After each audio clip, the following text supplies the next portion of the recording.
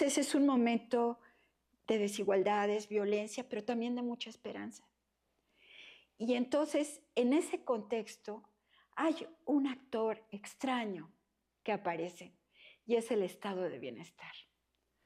Yo te quiero preguntar, para empezar la entrevista, Martí, en este momento de la historia del mundo, ¿crees que el modelo del estado de bienestar tiene todavía vigencia?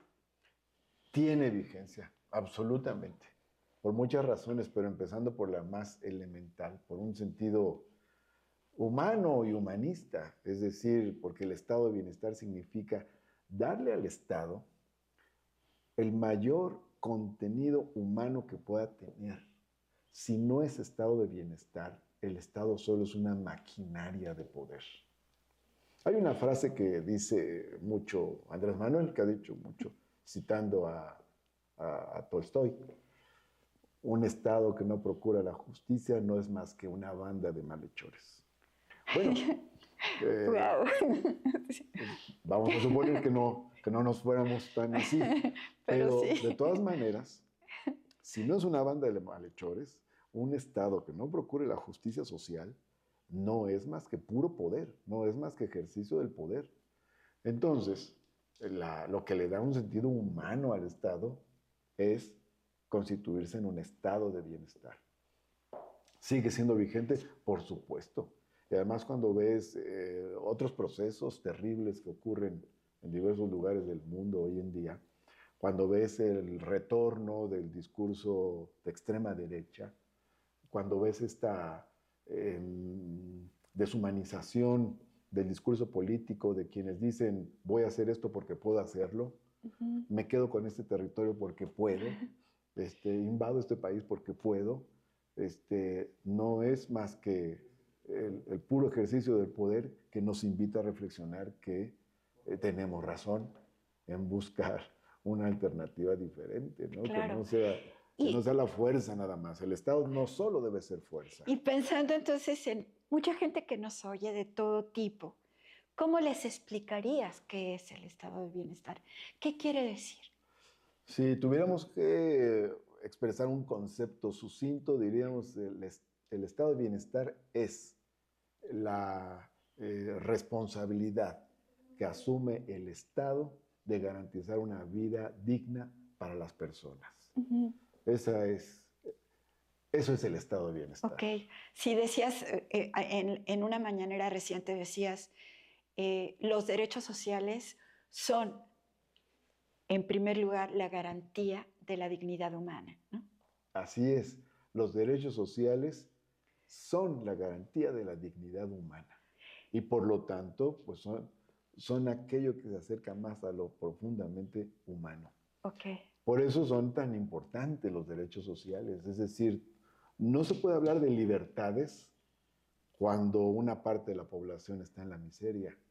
claro, ¿Por qué? ¿Cómo va a ejercer sus libertades cuando su preocupación día a día es qué va a comer al siguiente día? claro. Es qué le va a llevar a sus hijos.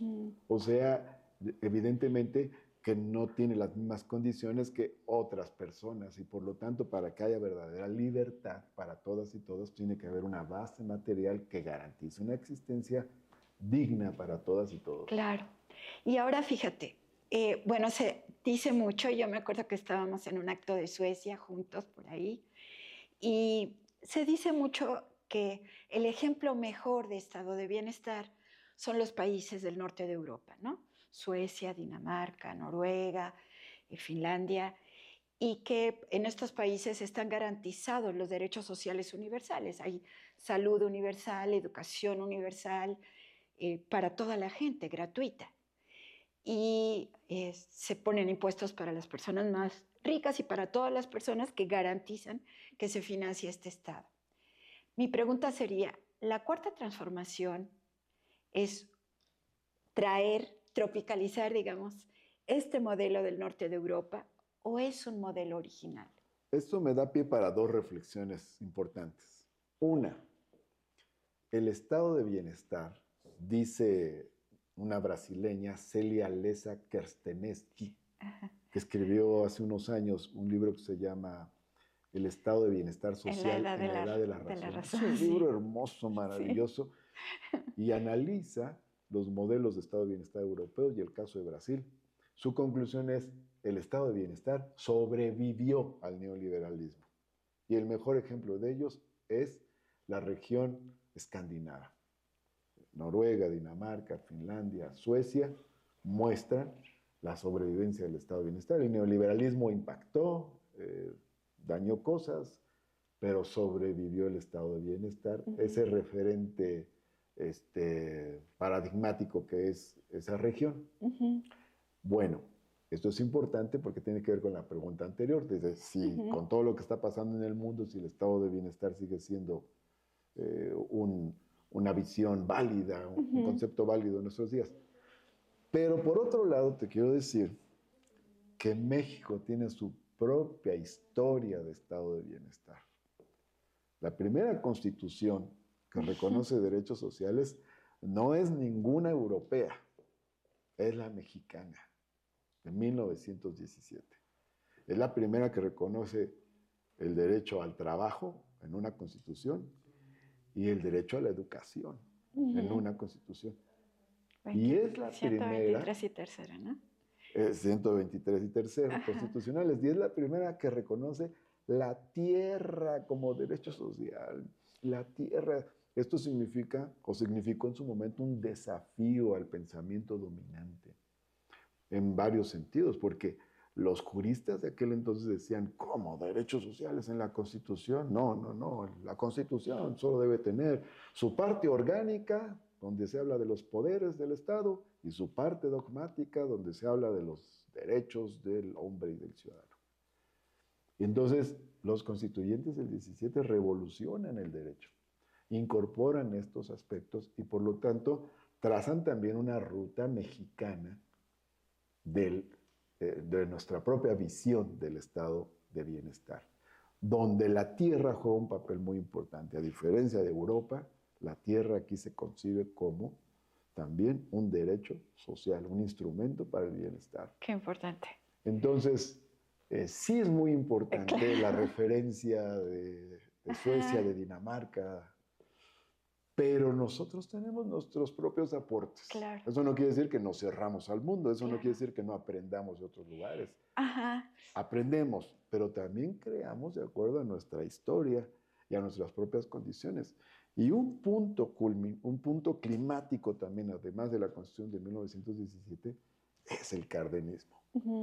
El cardenismo es una construcción muy importante, muy interesante, donde aparece el tema de las grandes empresas públicas, petróleos, ferrocarriles, la educación, el desarrollo de la educación básica y también de referentes muy importantes de la educación superior, como el Instituto Politécnico Nacional, como la Escuela Nacional de Antropología e Historia, el reparto agrario, la visión humanista hacia el mundo que recibe a los exiliados españoles, que recibe a Trotsky. Es decir, entre muchas otras cosas, hay una visión completa, nuestra visión de estado de bienestar, entre 1934 y 1940, antes de la Segunda Guerra Mundial. Porque el gran desarrollo del estado de bienestar europeo es después de la Segunda Guerra Mundial. Entonces, tenemos cosas que decir desde México para el estado de bienestar. Desde antes. Desde antes. Qué interesante. Desde antes. Y fíjate, hay una cosa que, y así vamos llegando a todo el tema de la salud y del ISSSTE, que dice Leza, ¿no? El libro que citabas. Cómo los países nórdicos sí dan apoyos universales, ¿no? Sí. Universalidad del apoyo, es decir, salud gratuita para todos, ¿no? Y todas. Pero aquí se hizo una política social, no solo aquí, digamos, en Brasil, en varios lugares de América Latina, pero en otros lugares del mundo también, dirigida a reforzar estructuras corporativas. Así es. ¿No? Entonces, si tú eras de Pemex, pues sí tenías derecho a cosas. Pero si tú eras jornalero agrícola o jornalera, pues cero. Así es. Entonces, cómo la Cuarta Transformación ha partido de esta idea de bienestar corporativo, ¿no?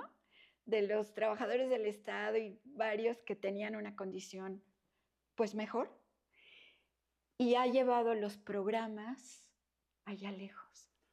Bueno, el libro de Lessa habla del caso de Brasil, y hay otras obras que hablan sobre el caso de Brasil, que lleva a su extremo la corporativización de la seguridad social.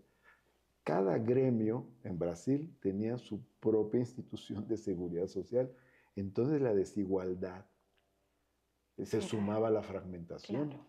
Entonces, un sector económico dinámico daba para condiciones de bienestar mayor que otros sectores económicos. Pero a su vez, los no asalariados quedaban fuera de la seguridad social y de los servicios de salud. Entonces, esto generaba fragmentaciones. En el caso de México, la fragmentación en la seguridad social se da porque el IMSS, el Instituto Mexicano de Seguro Social, que es una gran obra social, ideada ya por el general Cárdenas, el IMSS es para los trabajadores asalariados formales de las empresas privadas, que se crea ya formalmente en 1943, aunque la idea ya la traía el general Cárdenas desde antes. Y el ISSSTE se crea hasta 1960, o sea, 17 años después. Claro que antes del ISSSTE estuvo la Dirección General de Pensiones, que es el antecedente del ISSSTE en relación a derechos de seguridad social de los trabajadores del Estado. Pero ahí vamos a ver una fragmentación. O sea, de un lado están los trabajadores de las empresas privadas, claro, de otro lado están los trabajadores del Estado. ¿Y quién tenía más prestaciones? Ha variado. Ha variado de acuerdo a la dinámica económico-social. En algún momento se pensó que los del ISSSTE tenían más protección del Estado. Sí. Pero si vemos ciertos fenómenos, por ejemplo, ahora con la Cuarta Transformación mejoró el salario, aumentó el salario, se acabó con el outsourcing general y muchos trabajadores entraron al Seguro Social y muchos patrones tuvieron que cotizar al Seguro Social, mejoraron las finanzas del Instituto Mexicano del Seguro Social. No así las del ISSSTE. Son porque momentos tienen estructuras diferentes, ¿no? Claro. Entonces tenemos el IMSS, tenemos el ISSSTE, las Fuerzas Armadas tienen el ISFAM y luego Pemex tiene su propio sistema de salud y prestaciones sociales. Okay. Entonces, esta fragmentación genera inversiones per cápita desiguales, desarrollos de la seguridad social de las prestaciones desiguales en nuestras instituciones, ¿no? Ahora, la presidenta Claudia Sheinbaum ha estado impulsando mucho el tema de la universalización. Sí, es un gran tema. Entonces, eso implica la articulación de las instituciones. Va a ser complejo. Va a ser complejo por muchas razones, hasta por razones laborales. Pero se están dando ya varios pasos, ¿no? ¿Cuál es la idea? Que las instituciones estén articuladas para darle servicios al conjunto de la población que demande servicios de salud públicos. Claro, porque hay una cosa que dices tú en un artículo que se me hace el problema más importante. 60% de la gente no está asegurada porque es trabajo informal. Así es. Cuando llegó la 4T, ¿no? Quizás eso ha cambiado ahorita un poco, ¿no? Ha cambiado, pero en efecto es un dato histórico que nos deja el neoliberalismo. Es decir, 60% de la gente está en el trabajo informal. ¿Cómo hacer que un sistema de salud universal llegue a todas las personas? Eso es un gran reto aquí porque se habla de igualdad, de derechos y tal, pero para una persona que vende en un mercado, pues es en un mercado ambulante, me refiero, es muy difícil acceder a la seguridad social. Claro. Ahora, una parte importante empieza ya con Andrés Manuel López Obrador como jefe de gobierno, se visualiza algo muy interesante, que es el tema de la pensión universal. Y la pensión universal no es solo... La pensión para adultos mayores. La pensión para adultos mayores, porque Te acordarás que cuando comienza el gobierno de Andrés Manuel López Obrador en la Ciudad de México en el año 2000, diciembre del 2000, al comenzar este siglo, una de sus grandes iniciativas que genera un impacto enorme es la pensión universal para adultos mayores o pensión alimentaria para adultos mayores, pero es una pensión universal. O sea, en aquel momento el único requisito para acceder a la pensión era tener 70 años de edad. No importaba dónde vivieras, no importaba dónde habías trabajado, no importaba si tenías trabajo formal o informal. Es un cambio, porque muchos ven la parte de la prestación social en sí misma, pero es un cambio muy fuerte porque el tema del retiro, el tema de la pensión en la parte final de tu vida, de la vida, se ve como jubilación para el trabajador asalariado. Claro. Hasta antes de ese momento. Claro, las afores, todo. No había nada de pensión Sí. universal de adultos mayores.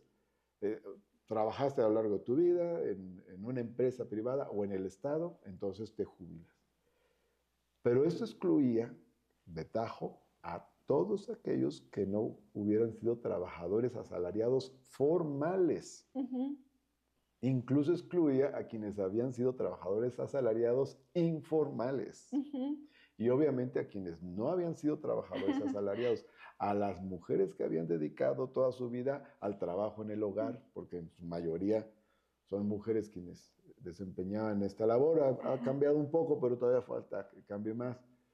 Y a trabajadores por cuenta propia. El taxista, por ejemplo, el peluquero y otros.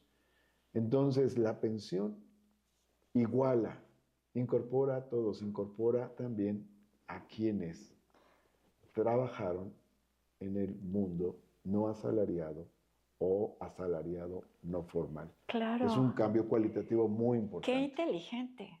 Él de pronto hace unas cosas muy inteligentes.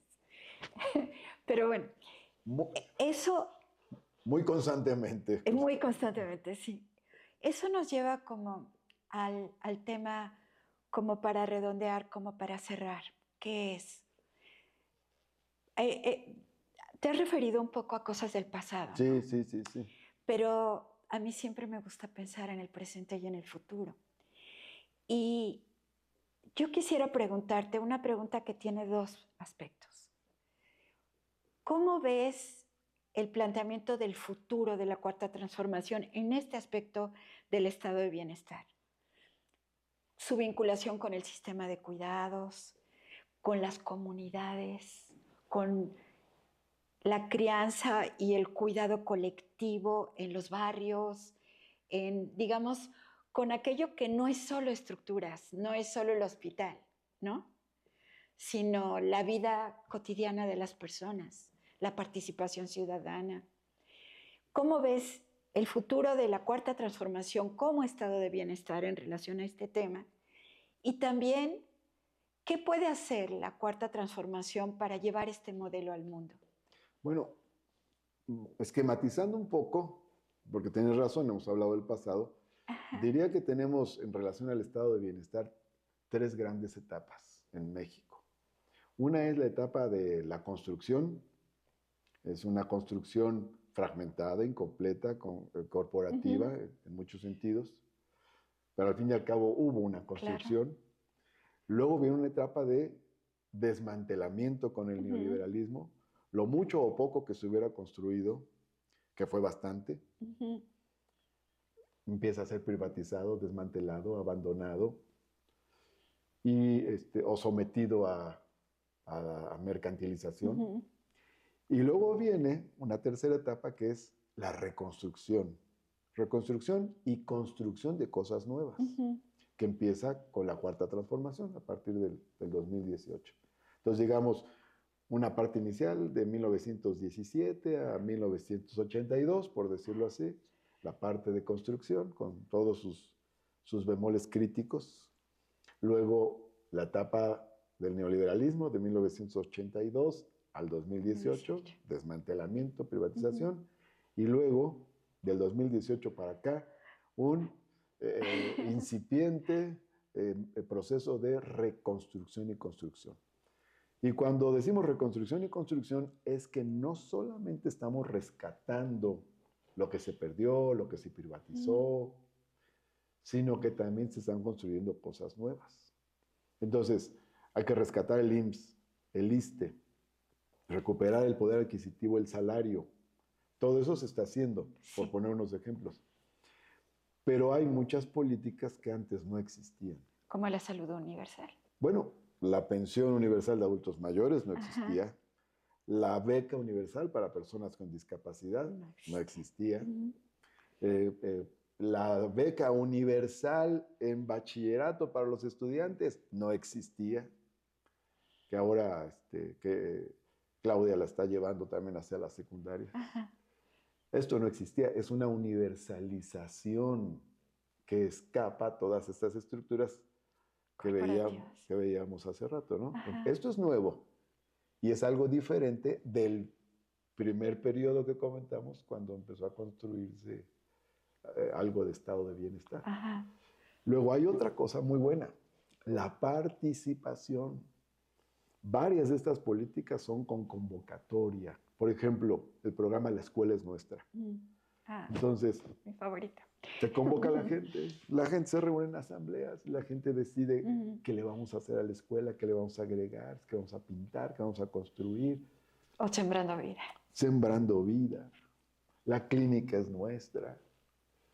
Entonces hay muchos mecanismos, estos son unos ejemplos, pero hay más de participación social en políticas sociales que se están impulsando ahora. Son dos elementos muy, muy buenos, universalización y participación. Claro, pues nos falta mucho, por supuesto, pero están conceptualmente e institucionalmente están ya tendidos los rieles, ya está previsto un desarrollo de ambas visiones del bienestar. Y junto con otros elementos, ¿no? Por ejemplo, la recuperación del salario, la recuperación del empleo, el impulso de la economía, el impulso de la obra pública. Claro. La obra pública como instrumento de transformación. No la obra pública para llenar el expediente. Mocharse. En fin, sí. Sino la obra pública como instrumento de transformación, y tiene que ver mucho con la igualdad y tiene que ver mucho con lo social. Con Andrés Manuel sucedió algo nuevo. El sur creció más que el norte, económicamente. Eso es igualdad también, porque el sur fue olvidado durante muchas décadas. Entonces, todo esto es importante. Agregamos en participación un elemento cualitativo que comentamos al principio, que tiene aristas que miran hacia muchos lados. Lo de las comunidades y pueblos indígenas y afrodescendientes, que ahora está en la Constitución. Y los por planes lo tanto, de justicia. Tienen su presupuesto. Se les asigna un presupuesto y la gente decide en asamblea qué hace con ese presupuesto.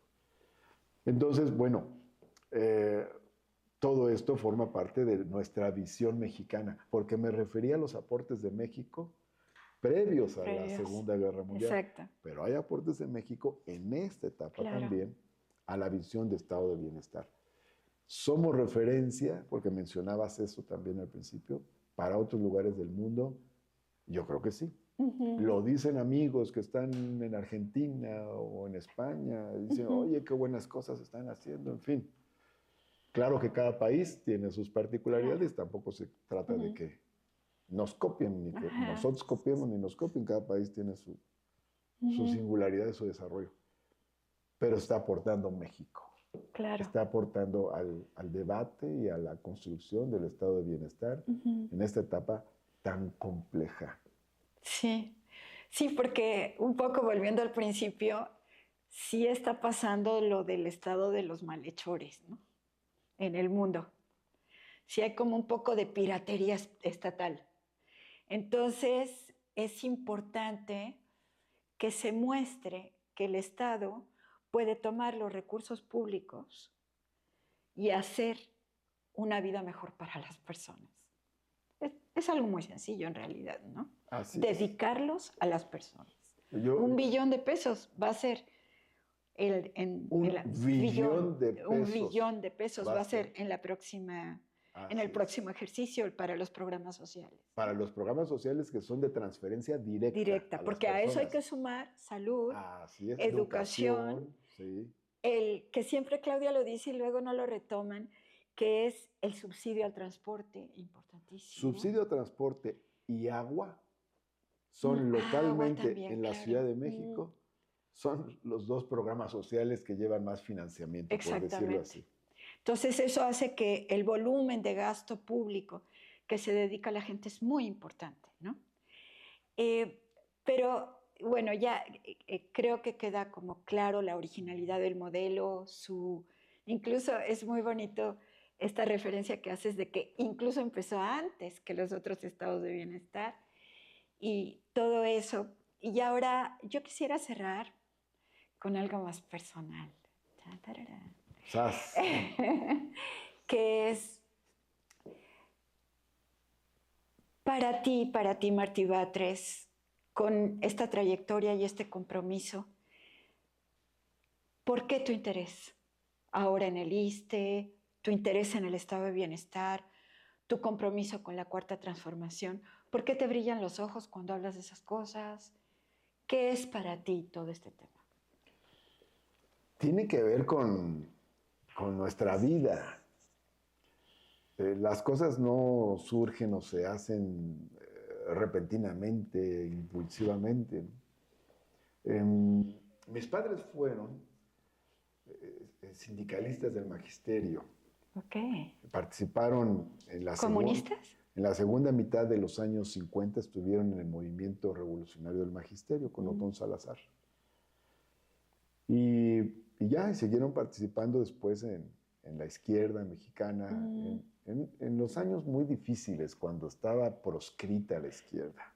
Los perseguían y los mataban. Cuando se perseguía a la gente, cuando la actividad era clandestina. Entonces requería un grado de mística, de entrega, que ahora no se sabe, no se conoce cómo era eso. O sea, hay que imaginarnos alguien que decide militar en una opción política, a pesar de que sabe que ese es un riesgo personal. Ajá. Es gasa. Ahora es diferente aquí en México, ¿no? Pero entonces, mis papás participaban entonces, y obviamente, aunque nunca buscaron inculcarnos a nosotros participar, pero el ejemplo es el mayor educador. Entonces, pues nosotros los veíamos, los escuchábamos y aprendíamos. Y los 5 hijos, bueno, las 4 y un hijo, las y los 5, pues crecimos así y participamos, ¿no? De nosotros 5, 3 participamos activamente en la vida política y otras 2 de mis hermanas, una se dedicó a una empresa de alimentos vegetarianos y otra se dedicó al periodismo. Pero todos tenemos conciencia crítica y una visión progresista de izquierda del mundo. Entonces, pues esto tiene mucho que ver con mi vida, ¿no? Cuando yo estoy aquí en el ISSSTE, y el ISSSTE se trata de eso, se trata de salud, de jubilaciones, pensiones, cuidados, vivienda, prestaciones. Entonces digo, pues esto es mucho por lo que luchamos. Entonces me siento aquí muy contento de poder hacer realidad muchas cosas que a veces se ven ideológicamente, se ven políticamente, ¿no? Ya me tocó en otro momento participar en la Secretaría de Desarrollo Social en el gobierno de la Ciudad de México. Y fue también una experiencia de ese tipo. Y aquí en el ISSSTE, pues lo está haciendo, ¿no? Cuando le podemos ayudar a alguien a salvar su vida, cuando ayudamos a que lo trasladen de un lugar difícil para un hospital, que lo lleven en un helicóptero para que no se muera por alguna afectación que tiene, o cuando logramos abrir una nueva unidad de medicina familiar, o cuando llevamos medicamentos a los lugares que fueron afectados por las lluvias torrenciales, en fin, pues todo eso es altamente satisfactorio. Claro. Uno siente que tiene sentido la acción política. Aquí es donde se refleja que tiene sentido. Ajá. en este tipo de cosas. Al final de cuentas, en la política se hacen muchas cosas y todas tienen su lado atractivo, ¿no? Ajá. La lucha parlamentaria o el debate político, la organización. Pero pues aquí está la fibra más sensible Claro. en las políticas sociales. Pero también está la característica más importante de la cuarta transformación. Si no, la cuarta transformación podría ser, pues no sé, algo mucho más pasajero, algo que tuviera que ver nada más con una democratización formal, con una reforma política, ¿no? Eso es parte de lo que fue muy atractivo en Andrés Manuel López Obrador. O sea, ¿por qué nos cautivó a muchos López Obrador? Porque hablaba de la democracia con contenido social. Exactamente. No de la democracia sin adjetivos. Uh-huh. Y en aquellos años, estoy hablando de fines de los 90 del siglo pasado, era muy importante porque muchos de nuestros dirigentes ya hablaban de la democracia sin adjetivos. La democracia, solo la democracia. Ajá. Pero la democracia incluso para mantenerse, Uh-huh. para reproducirse, para no perderse, debe tener siempre un contenido social. Porque si no, a la gente le resulta como algo abstracto, Ajá. distante de su vida. Entonces, Andrés Manuel rescata lo social, vuelve a hablar de lo social, pone en el centro lo social. Cuando es jefe de gobierno, impacta en el debate nacional, colocando nuevamente el debate de lo social, porque se hablaba de democracia, se hablaba de seguridad, y de lo social casi no se hablaba. Claro. Entonces Andrés Manuel dice, primero los pobres. Entonces el tema social vuelve a estar en el centro, en buena medida. Esa es una de las razones por las cuales llegó a cautivarnos tanto Andrés Manuel López Obrador. Claro, yo pienso también ahora en Estados Unidos y en esta idea que tiene tanto Andrés Manuel como Claudia de que no estamos hablando solo de América Latina, sino de toda América, porque somos 30 millones allá en Estados Unidos por todo esto, ¿no? Entonces hay estas figuras como Bernie Sanders, claro, que... La nación mexicana va más allá de nuestras fronteras. Mucho más. Y entonces hay estas figuras en Estados Unidos como Bernie Sanders, que ¿qué es Bernie? Alguien que defiende los derechos sociales, la salud pública, claro, el cuidado infantil, el sistema de cuidados, la alimentación escolar, ¿no? Entonces, estos que parecerían temas laterales, ¿no? Creo que se están volviendo los temas centrales. El estado de bienestar del debate político en la actualidad. ¿Por qué una persona va a acumular riqueza de una manera estratosférica sin compartirla con el mundo? ¿O por qué puede haber gobernantes que planteen solo iniciativas bélicas cuando se puede construir una posibilidad, un proyecto que alcance para toda la gente?